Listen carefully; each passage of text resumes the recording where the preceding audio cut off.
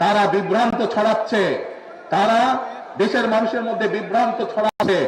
এইটা যখন মানুষ বুঝতে পারছে এবং এটা যখন তারাও বুঝতে পারছে যে মানুষ তাদের চালাকি, তাদের ষড়যন্ত্র ধরে ফেলেছে, তখন তারা সরকারকে গিয়ে বলছে নিরাপত্তা দিতে হবে, নিরাপত্তা দিতে হবে, প্রোটোকল দিতে হবে, প্রোটোকল দিতে হবে।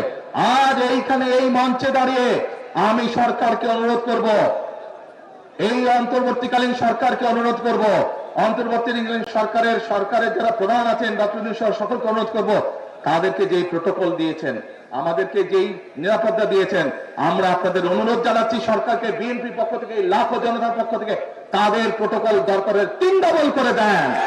কারণ তাদের প্রোটোকল 3 ডবল করে দেন, কারণ তারা মানুষকে বিভ্রান্ত করছে এবং মানুষ এটা জানতে পেরে মানুষ তাদের উপরে ক্ষিপ্ত হচ্ছে। আমরা চাই না মানুষ ক্ষিপ্ত হয়ে মানুষ কিছু করে বসুক তাদেরকে। সেই জন্য সরকারের কাছে অনুরোধ থাকবে তাদের প্রোটোকল 3 গুণ বাড়িয়ে দেন, যা বিএনপি 3 গুণ বাড়িয়ে দেন তাদের প্রোটোকল।